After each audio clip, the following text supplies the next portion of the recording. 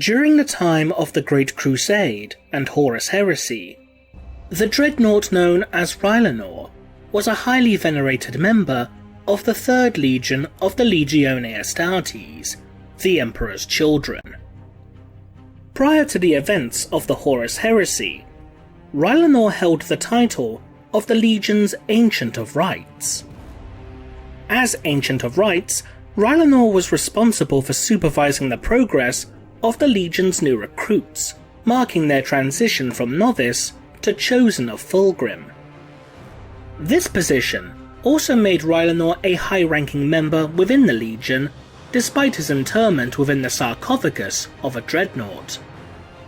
Rylanor's position granted him the privilege of becoming a member of the Primarch Fulgrim's inner circle, alongside Lord Commander Eidolon, Chief Apothecary Fabius, and Chaplain Charmosian, granting the Dreadnaught much political power and respect within the Legion. During the earliest days of the Horus Heresy, leading up to the events of the Isstvan III purges, the Loyalist Emperor's Children captain, Sol Tarvitz, would request that Rylanor take his place in the upcoming assault on Isstvan III. Despite knowing that Tarvitz's reasons for wishing to remain within the fleet were lies, Rylanor agreed and would end up participating in the assault upon the world.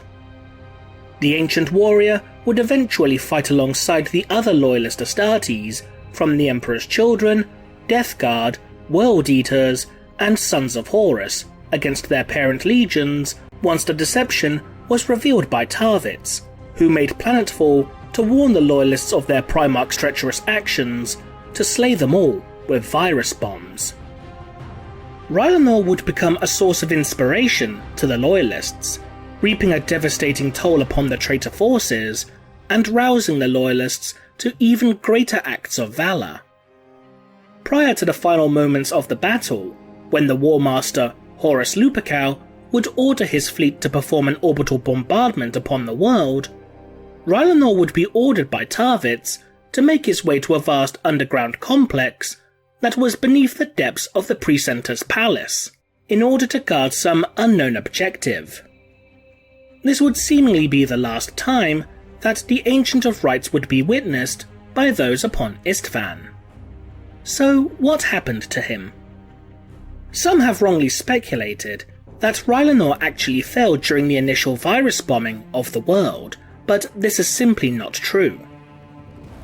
While some Dreadnoughts did indeed die during the initial virus bombing, such as the Death Guard Dreadnought Huron Thal, who notably overloaded his own reactor core out of defiance rather than succumb to the virus, Rylanor himself however survived these bombings.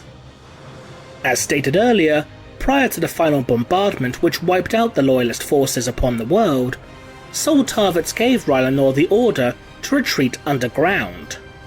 As such, it's important to distinguish between these two Dreadnoughts. Others have speculated that Rylanor was eventually hunted down and slain by warriors of the traitor legions, who made planetfall to hunt down survivors or scavenge supplies. This initially wouldn't be outside the realm of possibility, as Rylanor would indeed have become a high priority target throughout the conflict, due to his combination of strength, firepower, tactical mindset, and sheer inspirational presence. In this regard, it was even possible that Rylanor could have even been slain by the Loyalist former son of Horus, now Lunar Wolf, Garviel Loken, who also managed to survive the bombardment, but was driven mad as a result. There have even been rumours of Rylanor managing to escape the world of Isstvan III altogether, due to finding a craft that could have very well taken him off-world. The complex Rylanor was instructed to guard by Sol Tarvitz was rumoured to be an underground hangar, which would presumably have some kind of void-capable craft within, which could theoretically be used by the Dreadnought to facilitate his escape following the bombardment. While Rylanor himself may not pilot such a craft, if he could indeed fit in one, it's worth noting that many void craft within the Imperium utilize cyborg slave machines known as servitors to operate as pilots or co-pilots within certain types of void craft. As such, if such a craft was not only large enough to accommodate the Dreadnaught, but also possessed a servitor pilot, then it's certainly feasible that Rylanor could have easily made it off-world. While all of these explanations are certainly reasonable, none of them are accurate. It would be within the story The Ancient Awaits, within the Sons of the Emperor anthology, that sheds light upon Rylanor's final fate.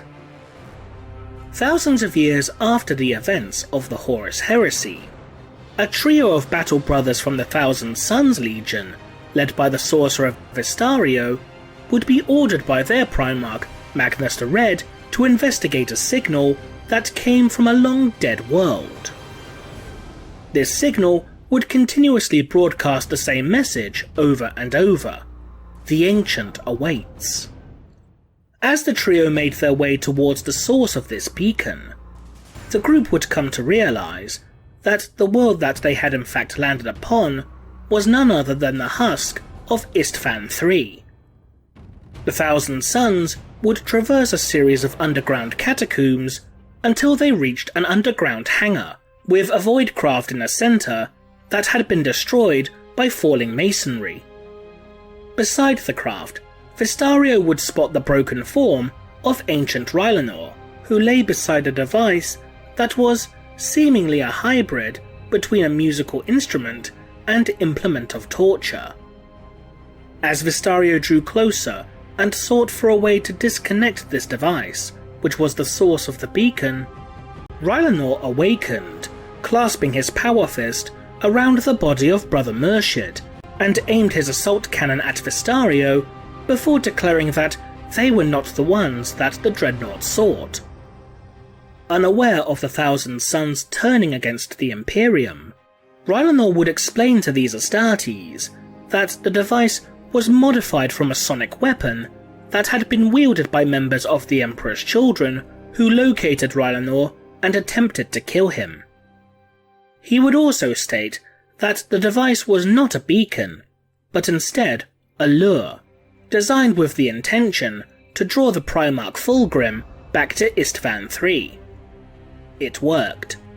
Fulgrim, now a demon prince of Slaanesh, would appear but a few moments later. The Primarch would mock Rylanor's damaged form, while Rylanor would show confusion and disgust at his Genefather's new appearance.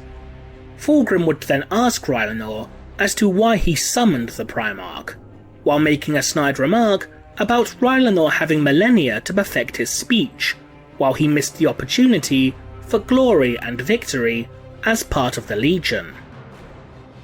Both Fulgrim and the Thousand Sons were horrified when Rylanor then revealed his trump card, an unexploded virus bomb. Rylanor would detonate the bomb, but Aktar of the Raptora erected a kinetic barrier to contain the explosion, though his ability to maintain such a barrier would be tested to its limits.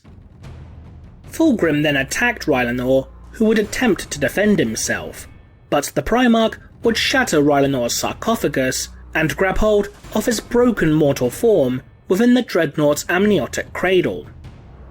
Fulgrim then began to utilise his flesh-shaping abilities to corrupt Rylanor into becoming a servant of Slaanesh, but the Dreadnaught remained proud and defiant. All we have left between us is that we will die together. I am Rylanor of the Emperor's children, ancient of right, venerable of the Palatine host, and proud servant of the Emperor of mankind, beloved by all. I reject you now and always. Inspired by the Dreadnaught's bravery and valour, the Thousand Sons would drop the kinetic shield, and the virus bomb would detonate, consuming all life upon the planet once more. Fulgrim would survive the effects of the Life Eater virus thanks to his demonic physiology, but his spirit would feel broken and denied. This would be ancient Rylanor's final victory against his traitorous father. What do you think? Leave a comment below, and thanks for watching.